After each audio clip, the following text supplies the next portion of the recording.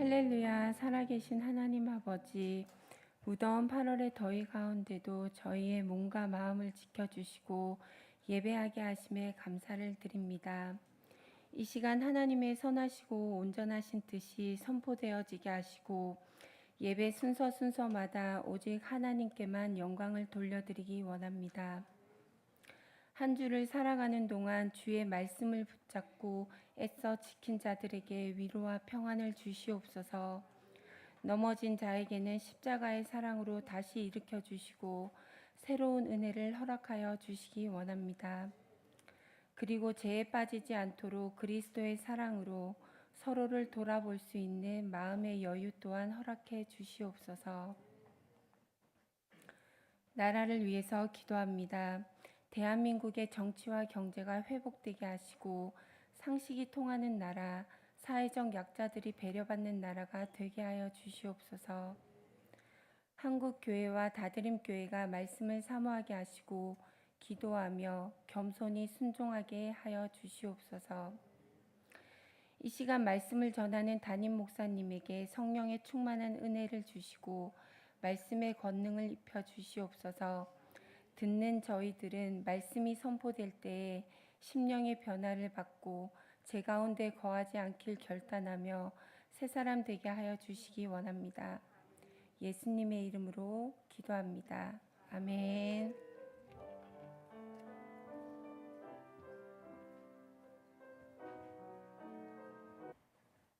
올림픽 기간인데요. 저는 이렇게 운동을 좋아해서 여러 종목들을 하이라이트를 살펴보고 이렇게 하는데 저희 자녀들한테 이렇게 중요한 시기에 왜 경기를 안 보냐 그러니까 우리에게는 핸드폰밖에 필요 없습니다. 전혀 다르더라고요. 그래서 저희 세대가 월드컵에 대해서 막 환호하고 올림픽에 대해서 환호하고 이런 거하고 전혀 달리 아이들은 아무런 관심이 없더라고요. 그래서 이것 또한 세대가 이렇게 다르구나 하는 것을 느끼고 있습니다. 제가 여러 경기 중에서 특별히 펜싱에 이 단체전 4부로에 나왔던 그 우승하고 난 뒤에 한 선수가 자기가 세 번 대회에서 우승을 하였는데 우리 한국이 단체전 남자 경기에 그래서 그 나이 제일 많은 선수에게 다음 대회도 나오겠냐고 이렇게 기자가 질문을 했어요. 했더니만 놀랍게도 그 선수가 이렇게 말을 하더라고요. 자기는 여전히 기술도 있고 또 자기 자신에게는 그런 실력도 다 있지만 내게 있어서 한계는 이번 대회를 통해서 한계를 깨달았는데 그것은 나의 실력이나 기술의 문제가 아니고 나를 맞이하는 상대방 선수들이 내 기술을 다 알더라는 거예요. 저들이 나를 파악하는 이 연구하는 열정 이것이 나에게 없기 때문에 이제 다음 대회에 난 나오지 않겠습니다. 이렇게 말을 하더라고요. 제가 그 이야기를 들으면서 저 선수는 자신의 한계가 무엇인지 알고 또 자기가 있어야 할 자리를 정말 잘 아는구나 하는 것을 깨닫게 했어요. 그러면서 나에 대해서 그동안 고민했던 것을 다시 한번 생각하게 되었습니다. 물론 이 얘기를 하는데 여러분의 마음속에 우리 목사님도 그만둔다는 거구나 이런 너무 엄청난 생각을 빨리 하지 마시기 바랍니다. 제가 말하는 것은 이분이 상대방을 파악하고 연구하는 열정이 자기에게 없기 때문에 이제 다음에는 내가 나올 수 없습니다. 이 얘기를 하더라는 것이에요. 여러분 열정이라는 거 이것이 지난 4개월 동안 제가 가만히 쉬면서 저 자신을 돌아보는데 한 문장으로 정리를 해본 것은 이런 문장이에요. 저에게 있어서 지난 20년 동안은 제가 겪었던 일, 우리 성도들과 함께 살아온 이야기가 듣는 사람들마다 참 큰 은혜를 받는 건 사실이에요. 그래서 제게 있어서 얻어진 것 하나는 외부적인 영향력은 참 커졌다는 거예요. 어디 가면 우리 교회 이야기 알고 저의 삶을 다 압니다.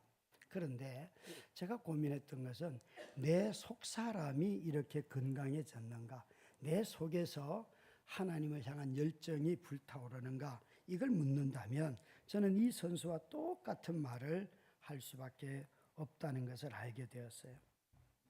정말 외부적인 영향력은 커졌지만 애석하게도 속사람이 약해져 있는 제 자신의 모습을 발견하였다는 거죠. 너무나 삶이 복잡하고 부딪히고 깨지고 넘어지고 다시 일어나고 하는 일을 반복하였지만 저의 내면 깊은 곳에서는 확신이 희미해지고 슬그머니 두려움이 자리 잡고 있다는 것을 발견하게 되었습니다.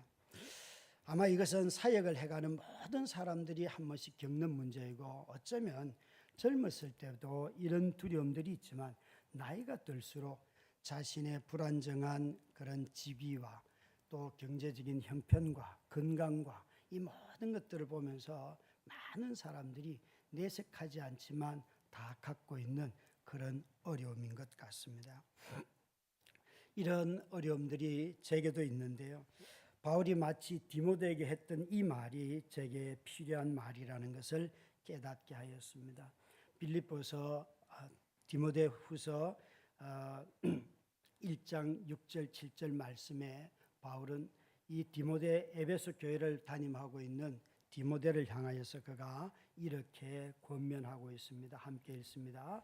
그러므로 내가 나의 삶으로 내 속에 있는 하나님의 은사를 다시 부릴 듯 하게 하기 위하여 너로 생각하게 하노니 하나님이 우리에게 주신 것은 두려워하는 마음이 아니요 오직 능력과 사랑과 절제 않은 마음이니. 여기에 자신의 후임자인 디모데를 향하여서 네가 안수받았을 때 그 은사가 다시 불타오르기를 바란다. 그리고 하나님이 너에게 주신 마음은 두려워하는 마음이 아니라 사랑과 능력과 절제하는 마음이다 라고 말하고 있어요. 그러니까 바울은 디모데의 마음속에 있는 두려움 대신에 하나님 주신 은사를 기억하고 다시 그것이 불붙도록 너의 마음속에서부터 불타오르기를 그가 권면하고 있잖아요. 여러분, 이 마음속에서 타오르는 불, 이것을 성경의 언어로 바꾸면 이게 바로 부르심이라는 거예요. 마음속에서 나오는 힘, 이것이 바로 성경이 말하는 부르심. 그래서 이 부르심이 불붙으면 환경과 조건과 자신의 무능력함과 자신의 실수와 이런 허물들을 다 뛰어넘고 그 일들을 다 경험함에도 불구하고 다시 그 자리에 가서 그 일을 할 수 있는 힘이 생기지요. 그런 점에서 이 속사람에서 나오는 힘을 또 다르게도 표현한다면 끊임없이 우리가 살아가면서 스트레스를 받는 것처럼 자신의 존재를 증명해야 되고 자신의 능력을 증명해야 되고 내가 얼마나 인정받는 사람이고 내가 얼마나 영향력이 있는 사람이고 이런 것들을 자꾸만 요구하는 그런 사회로부터 자유로워지는 것이지요. 그것이 바로 부르심이라는 것이. 부르심이라는 말 속에는 우리 자신을 증명할 이유가 하나도 없어요. 그것은 부르신 그분에게로 향하기 때문에 그렇습니다. 그러나 속사람이 약해지면 끊임없이 자신의 존재를 증명하려고 합니다. 그리고 자기를 자꾸만 보여주려고 하고 누군가에게 자기가 보여주는 자기를 인정받지 못하면 화를 내고 관계를 끊어버리고 하는 모든 것들이 바로 이 속사람이 약해졌을 때 나타나는 증상이에요. 이 세상에 나는 스스로 있다라고 말씀하실 수 있는 분은 사람 중에는 아무도 없습니다. 그것은 오직 하나님 한 분뿐입니다. 그래서 하나님 자신도 자신의 존재를 우리에게 증명하지도 않습니다. 스스로 있다라고 하시는 그분조차도 자신의 존재를 증명하지 아니하시는데 스스로 있을 수도 없는 존재인 우리들은 끊임없이 그런 갈등 속에서 혼란 속에서 삶을 살아가지요. 우리가 어떻게 하면은 우리의 속사람이 단단해져서 꺾을 수 없는 열정을 회복하고 또 우리 자신들이 어떻게 하면 자신의 전 존재를 걸고 힘을 내어 이전에 익숙했던 것, 이전에 누렸던 그것들 의지하지 않고 살아갈 수가 있을까요? 그것을 오늘 이 아브라함을 통해서 우리가 듣기를 원하는데 아브라함은 이것을 약속이라고 하였습니다. 이 약속으로 부르시는데 이 약속으로 부르시는 이 부르심은 우리의 존재 증명이 아니라 약속하시는 그분에게로 부르는 부름입니다. 그래서 약속하시는 이에게로 우리를 부르시는데 이 약속은 항상 우리로 부르시는 그분과 관계 맺도록 부르셔요. 하나님께서 이렇게 말씀하시죠. 1절에 여호와께서 아브라함에게 이르시되, 하나님 이렇게 말씀하시니까 4절은 읽습니다. 이에 아브라함이 여호와의 말씀을 따라갔고 롯도 그와 함께 갔으며 아브라함이 하란을 떠날 때 75세였더라. 여기에 하나님이 아브라함에게 말씀하시니까 아브라함이 반응을 하여 따라가지 않습니까? 그러니까 하나님은 부르시고 아브라함은 응답하십니다. 약속하시는 그분의 말씀을 듣고 응답하는 것이 아브라함의 삶이지요. 나이가 얼마냐 묻지 않습니다. 이 부르심에 응답하는 자들의 삶의 특징은 자신에게로 집중하지 않고 무엇을 누가 부르시는가 그분에게로 향하지요. 심지어 7절 말씀을 함께 읽을까요? 여호와께서 아브라함에게 나타나 이르시되 내가 이 땅을 내 자손에게 주리라 하신지라. 자기에게 나타나신 여호와께 그가 그곳에서 제단을 쌓고, 놀랍게도 하나님께서 다시 나타나셔서 아브라함이 도착한 그 땅을 두고 이 땅을 내 자손에게 주리라 하였더니만 그곳에서 제단을 아브라함은 쌓았습니다. 여호와의 부르심을 쫓아서 그가 이동하여서 어느 장소에 갔더니만 그것을 하나님이 약속의 땅으로 그에게 주셔요. 그래서 그가 그곳에서 예배를 드립니다.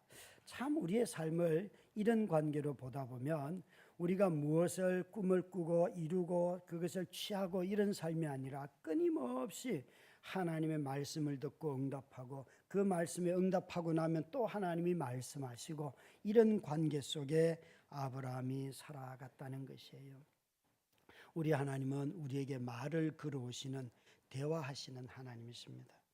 여러분, 참 믿음의 사람들이 공통된 특징은 내가 무엇을 들었는가 보다는 먼저 그분이 무엇을 말씀하시는가에 참 관심이 많아요.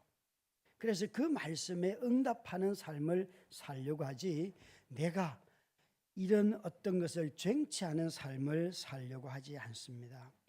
하나님 자신이 자기의 존재를 우리에게 증명하지 아니하시듯이 오히려 하나님은 자신의 존재 증명을 무엇을 통해서 하시는가 보면 자신이 한 말이 성취되는 것을 통하여서 나는 여호와니라 라고 말씀하세요. 다른 우리가 이해할 수 있는 어떤 방법으로 하나님은 이런 분이야 라고 말씀하지 않으세요. 자신이 한 말을 이루심으로 말미암아 내가 바로 여호와다 하는 것을 보여주시는 것이 성경에 나오는 아주 인격적인 하나님이시지요.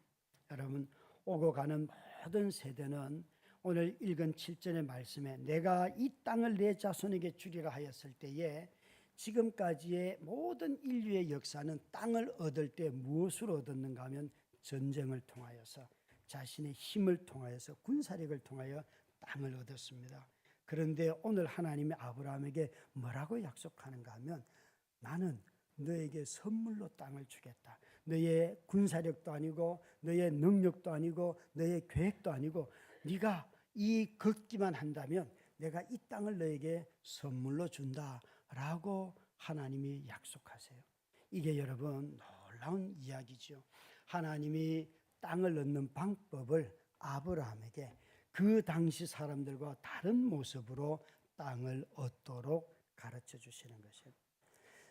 이 창세기 15장 7절에 보면 하나님께서 아브라함을 어디에서부터 불렀는지 왜 불렀는지 다시 한번 설명을 합니다. 읽을까요? 또 그에게 이르시되 나는 이 땅을 내게 주어 소유를 삼게 하려고 너를 갈대아 인의 우르에서 이끌어낸 여호와니라. 여기도 보시면 하나님께서 갈대아 우르에서 우리가 아는 대로 아브라함은 하란을 거쳐서 가나안 땅에 들어오지 않습니까?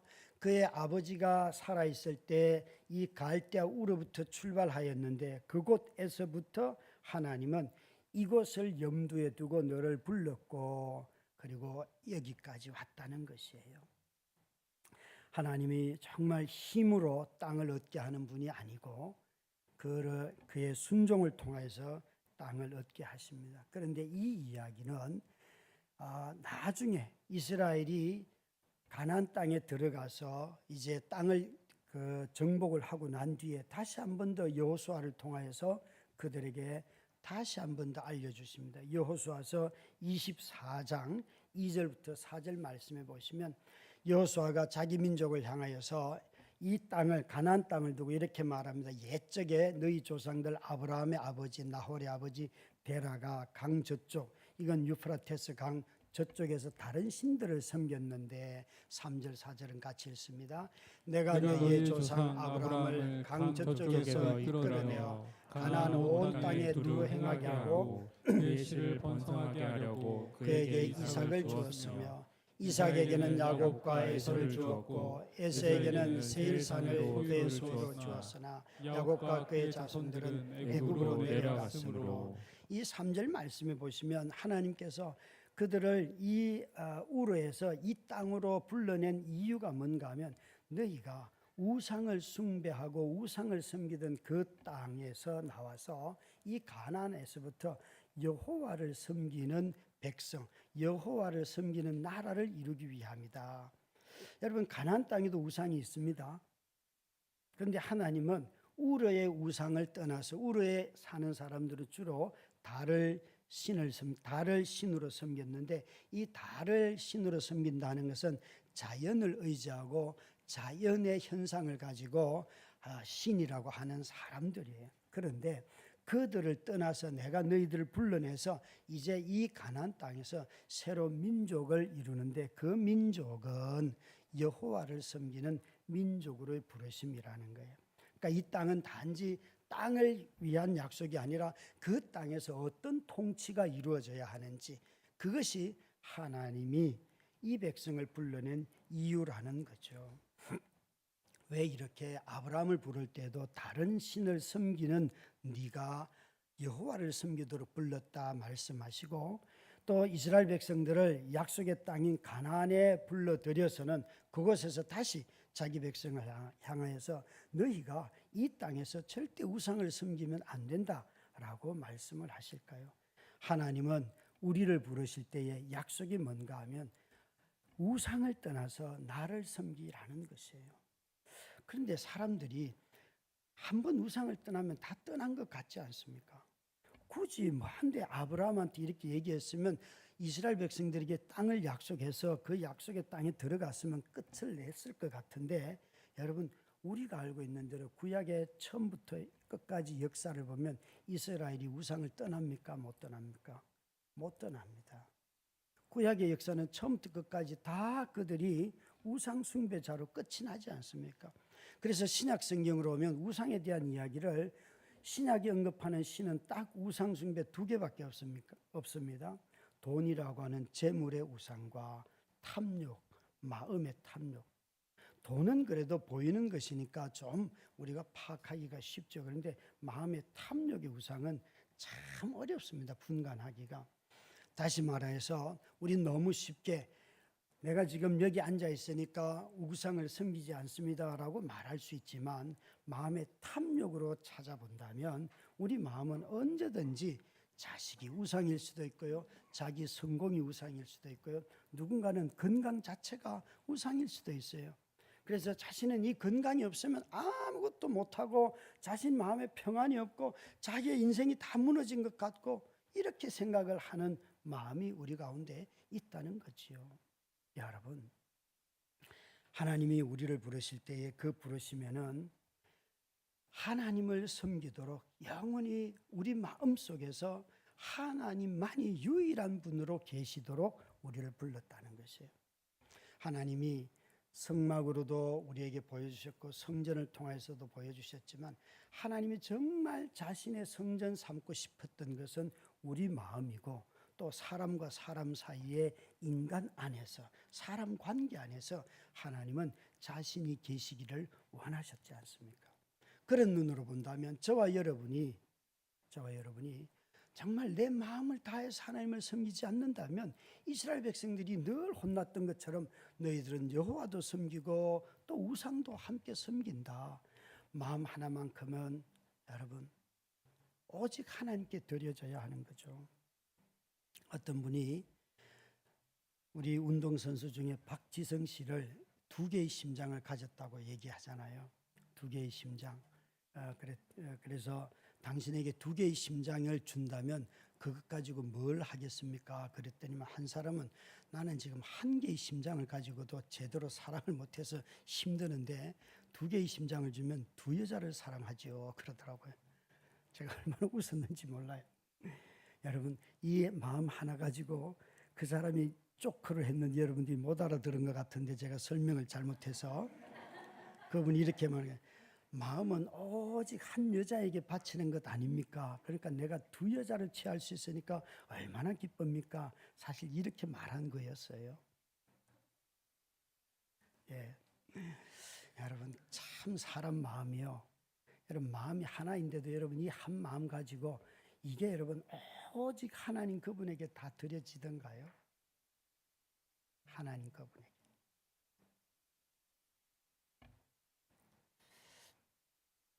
하나님은 자신의 존재를 우리한테 증명하면서 우리를 설득하시는 분이 아니십니다. 그냥 우리에게 말을 걸어오십니다. 기록된 성경을 통하여 또 생각을 통하여 감정을 통하여 형제 자매들을 통하여 우리에게 말을 걸어오시면서 너의 마음을 전심을 다하여서 나를 사랑하는가? 이것을 물어보시는 분이시지요. 우리를 설득함으로 자신을 믿으라고 하지 않고 인격적으로 우리가 그분에게 전심을 다하여 응답하며 살도록 우리를 부르시는데 바로 그분이 우리에게 약속하시는 분이세요. 아브라함은 때로 갈대우르 하란에서부터 자신의 삶이 시작이 되고 또 우르도 나오고 하란도 나오지만 아람 사람으로도 알려져 있습니다.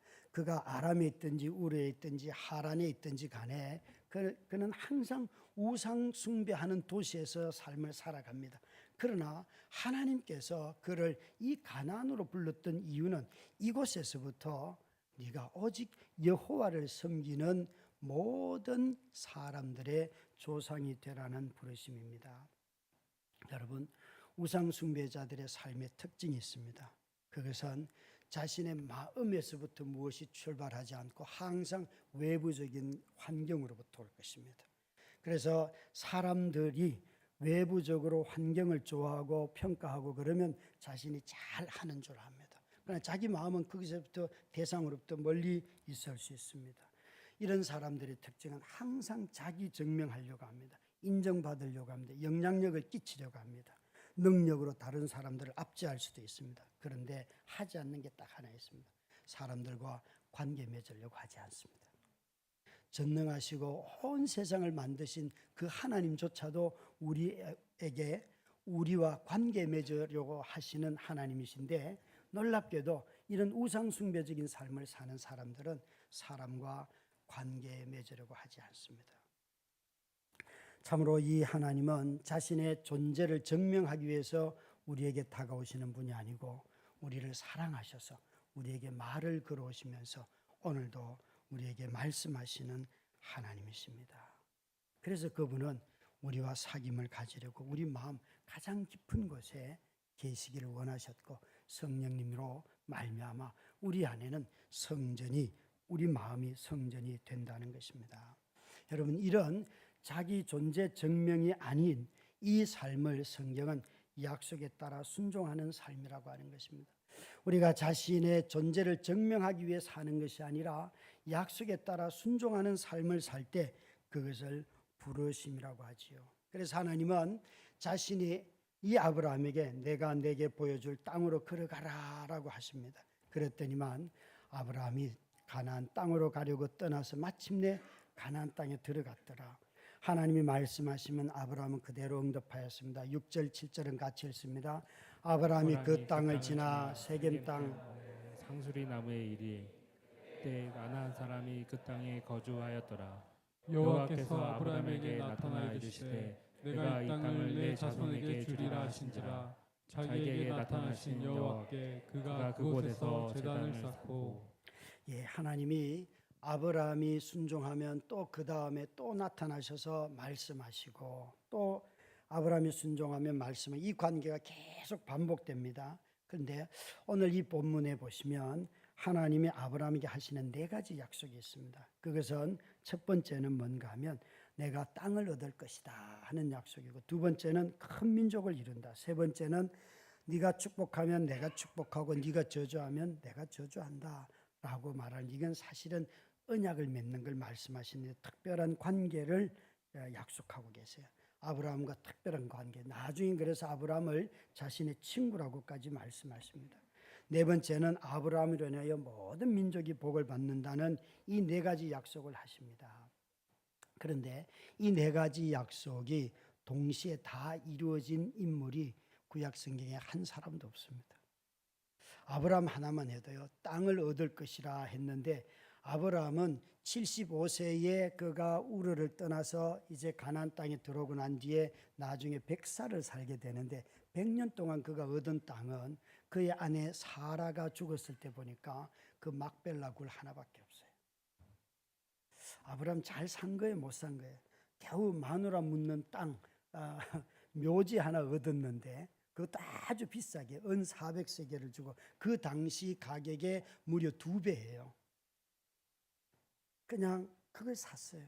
그러니까 자기 배우자 묻을 땅 하나 겨우 샀는데 100년 동안 그 눈으로 보면 정말 못 산 거죠, 그죠? 땅을 얻을 것이라 했는데 얻은 건 그거밖에 없어요. 우리는 어쩌면 이런 약속들을 보면서 실망할지 몰라요. 큰 민족은 또 어떻습니까?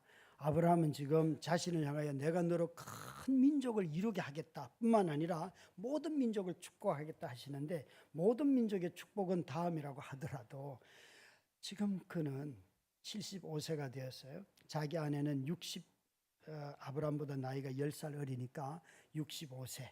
그런데 그 아내는 아시는 대로 아이를 낳을 수 없는 상태였고 불임이었어요. 이런 말씀을 들으면 여러분 어떤 생각이 드실까요? 여러분에게 하나님이 야 내가 너희로 큰 교회를 이룰 거야 그러면 꿈 깨세요. 하나님 내 자식 믿기도 힘들어요. 아마 아니 자식도 없는데 무슨 큰 민족을 이룹니까 내가 이렇게 말하지 않을까요? 어쩌면 여기에 하나님이 하시는 약속을 가만히 보면 자, 큰 민족에 대한 이 약속을 가만히 보다 보면 아브라함의 앞으로 일어날 미래에 대해서 이야기할 때에 이미 자신의 결혼 생활을 통해서 얻지 못한 아이가 우리 가정인데 하나님 그런 일은 일어나지 않습니다. 라고 말할지도 몰라요. 그러니까 자신의 과거의 쓰라린 경험을 가지고 하나님의 약속을 붙잡지 않는 거죠. 우리 얼마나 그런 삶들을 많이 삽니까? 모든 민족이 너로 말미암아 복을 받는다. 이것 또한 어떨까요, 여러분? 어쩌면 저와 여러분이 이렇게 하나님이 우리의 삶에 수많은 약속의 말씀들을 하셔도 지금 내가 믿음으로 그분이 하시는 약속의 말씀을 듣고 그래 내가 이 말씀에 순종해야지 라고 취하는 사람들도 있지만 가볍게 여기고 버리는 사람들도 굉장히 많을 것입니다. 여러분 한번 이런 기준으로 자신의 어떤 생각을 한번 정리해 보실래요? 과거와 관련된 것, 그러니까 과거 이전에 일어났던 일들을 한번 생각해 보시고 또 앞으로 미래에 관련된 것들을 다 빼보세요. 과거에 일어났던 일, 또 미래와 관련된 생각들을 다 빼고 나면 현재 내가 그분의 말씀을 듣고 순종하며 그 약속을 믿고 살아가는 현재 취하는 어떤 것이 있는지.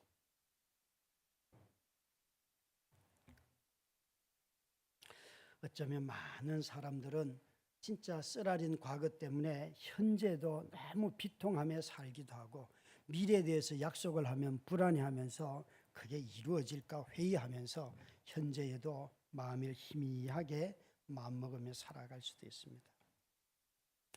여기에 정말 하나님께서 아브라함에게 요구하시는 것은 뭔가 하면 지금 여기서 이 약속을 따라 네가 순종할 것인가 말 것인가 이것만 선택하면 되는 것입니다. 그런 점에서 우리 모두는 우리가 지금 여기서 살아가는 삶을 이야기할 때에 어떤 기준으로 내 삶을 봐야 되는가 하면 나는 현재 무엇에 순종하며 사는가 이것이 내 삶을 결정하는 기준이라는 것이에요. 정말 우리의 이야기 속에서 과거와 미래와 관련된 것들을 다 뺀다면 남는 것이 뭘까요? 어떤 신학자가 순종을 이렇게 설명했습니다. 존재하는 시간 안에 존재하는 것. 존재하는 시간 안에 존재하는 것. 이 존재하는 시간은 저와 여러분은 다 살 수 없습니다. 우리는 일시적인 삶을 살 뿐입니다. 존재하는 시간을 영원히 사시는 분은 하나님밖에 안 계시는데, 이 영원한 시간 속에 살지만 저와 여러분이 얻은 이 시간 안에서 우리가 존재하려고 하면, 존재하는 시간 안에 존재하려고 하면 오늘 순종하는 삶이 우리를 영원으로 초대하는 것입니다. 그래서 이 신학자가 이 존재하는 시간 안에 존재하는 것을 순종이라고 말하였던 이유입니다. 여러분, 분주해서 또 미래에 대한 염려 때문에 오늘 아무것도 결정하지 못하고 내가 어떻게 살아야 할지 하나님의 약속을 붙들지 못하고 살아갈 때가 있습니다. 불안함으로 인하여서, 자신의 한계로 인하여서 때로는 나는 이 한계 때문에 라고 말하며 하나님의 약속을 외면할 때도 우리는 너무나 많습니다. 그러다 보니까 우리 자신의 생각 속에, 삶 속에는 항상 불안함이나 아니면 쓰라림으로 인하여서 허상만 가득 차 있고 현재 순종하는 것들이 희박한 삶이라는 거지요. 철로 역정에 보면 순례길을 가는 신실함에게 음탕이 나타납니다.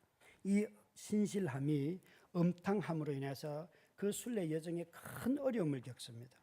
그리고 난 뒤에 이 음탕함에 대해서 신실함이 음탕함의 특징을 이야기하는데, 물론 음탕이라는 단어를 썼다고 해서 다 여러분 성적인 것만 생각하시면 안 됩니다. 이 신실함이 음탕을 경험하고 난 뒤에 그가 이렇게 말을 합니다. 음탕이 세상의 모든 쾌락을 떠안길지언정 선한 양심에서 오는 기쁨만큼은 줄 수 없을 것입니다. 음탕은 모든 쾌락은 다 누리게 하지만 선한 양심에서 오는 기쁨, 이것은 결코 줄 수 없을 것입니다. 저는 이 구절을 읽었을 때에 한번 물어봤어요. 저 자신에게, 우리에게. 우리는 항상 기뻐하라는 이 현재형의 말씀, 항상이라는, 오늘 여기서 순간순간 정말 내 안에 이런 기쁨이 있을까 할 때 신실함이 우리에게 뭐라고 말하는가 하면, 그것은 너의 선한 양심에서 오는 것이지 네가 누리는 모든 것들의 즐거움으로부터 오는 게 아니야. 여러분, 정말 하나님을 기뻐하는 이 기쁨이 충만한 삶, 삶의 이웃을 보면서 웃을 수 있는 삶, 그리고 어떤 고통 속에서도 누군가를 격려할 수 있는 위로의 말, 이런 것들이 어디로부터 오는가 하면 선한 양심으로부터 오지, 내가 이것도 누리고 저것도 갖고 그래도 내 환경이 좀 되니까 그거로부터 오지 않는다는 거예요. 사랑하는 성도 여러분, 바로 이것이 어쩌면 저의 모습이고 우리의 모습은 아닌지, 기쁨이 없는 현재, 기뻐할 수 없는 현재, 늘 그래서 우울하게 살아가는 혹시 이유가 어디에 있을까요? 우리는 이런 삶들을 돌아보다 보면 좌절하기가 너무 쉽습니다. 그런데 오늘 여기에 하나님의 오래 참으심이 있다는 것을 기억해야 합니다. 약속하신 분은 그 약속을 이루어 가시는 데 있어서 아주 서둘지도 아니하시고 또 우리를 몰아치지도 아니하시고 기다려 주시는 그런 하나님이세요. 아브라함을 갈대아우르 하란에서부터 불러내셨는데 그를 부르실 때 그의 나이가 75세였어요. 75세. 한번 75세 때 그가 갈대아우르를 떠났다고 생각해 봅시다. 그가 아버지와 함께 데라와 함께 갈대아우르를 떠나라는 음성을 듣고 하란으로 왔어요. 하란에서 또 얼마를 있었는지 모르지만 그곳에서 가나안 땅으로 들어왔더니만 그게 75세라고 합시다. 그의 아버지 데라가 살아 있었는데 데라의 나이에 대해서는 성경에는 두 가지 사본이 있습니다. 우리 성경에는 205세 때 죽었다 되어 있지만 다른 사본에는 145세 때 죽습니다. 데라가 145세 때 죽었다고 한번 가정을 해보면 아버지와 함께 떠났습니다. 데라의 나이 70살 때 아브라함이 출생을 했어요. 그러면 그 아버지가 145세에 돌아가셨다고 하면 아브라함은 뭘 했을까요? 아버지가 죽을 때까지 하나님의 음성을 듣고도 떠나지 못했을 수도 있어요. 이런 근동의 문화에서 맏아들은 가족을 책임져야 해요. 그래서 자기 조카 롯을 데리고 나올 수밖에 없었던 거예요. 조카 롯의 아버지 가나안이 먼저 아버지보다 먼저 죽었잖아요. 형제의 죽음도 맞받고 조카만 남아있어요. 여러분, 맏아들이 되고 또 장녀가 되어서 하나님의 부르심이 있음에도 불구하고 가족 때문에 우리 엄마가 죽으면 제사가 끝나면 내가 교회 갈게요. 우리 영감 죽으면 나 교회 갈게요. 그런 이야기들 참 많이 하지 않습니까? 그게 다 마음에 인생에 지고 있는 짐들 때문에 그렇잖아요. 아브라함에게도 그런 짐들이 있었어요. 그런데 그런 아브라함을 하나님이 오래 참고 기다려 주셨다는 거예요. 여러분, 저와 여러분이 하나님의 약속을 지금 취하지 않는다고 하나님이 약속을 버리시는 분이 아닙니다. 우리 자신들이 응답할 때까지 기다리시고 또 한 번 더 권면하시고 불러내시고 하시죠. 뿐만 아니라 아브라함이 분명히 이 가나안 땅에 들어와서 이 세겜 땅에 내가 이 땅을 너에게 준다 약속을 하셨는데, 아브라함은 그가 처음 자리 잡았던 데서 이동하는 경로가 9절에 보면 점점 남방, 여기 네게브입니다. 원래 남방은 네게브입니다. 네게브로 내려가는데 그가 머물렀던 세겜으로부터 시작해서 베델 동쪽 아이 전부 다 이 방향이 처음 들어왔던 곳에서 약속을 받았지만 그의 삶의 방향은 계속 애굽으로 내려가고 있어요. 그래서 10절에 가면 애굽으로 그는 내려갑니다. 이 여정, 하나님이 분명히 약속을 하셨고 그곳에서 제단까지 쌓고 예배했음에도 불구하고 아브라함은 다시 그가 남방으로 내려갈 때 하나님이 그 남방 애굽에 들어갔다가 나오면서 다시 그를 불러내지 않습니까? 여러분, 저와 여러분이 하나님의 음성을 듣고 예배하고 그러고 난 데도 또 걸려 넘어지기도 하고 또 내 삶의 방향은 달라질 수도 있어요. 그러나 약속하신 그분이 우리를 다시 그 자리로 데려오신다는 거예요. 이게 여러분, 우리 자신들이 잘 살아서 내가 뭔가 잘해서 이런 자기 자신에게서 나오는 것이 아니라 언약하신, 약속하신 그분으로부터 나오는 삶을 살기 때문에 그렇습니다. 그래서 우리가 살아가는 모든 삶의 자리는 선물인 것이에요. 여러분, 이 선물을 이미 받은 우리들이 이 하나님을 예배하면서 즐거워하면서 매일매일 존재하는 시간 속에서 존재하는 자로 살아가는 저와 여러분이 다 되어서 순종으로 말미암아 마음 깊은 곳에서부터 기쁨이 나오고 그 즐거움으로 살아가는 저와 여러분 다 되시기를 주의 이름으로 축원합니다.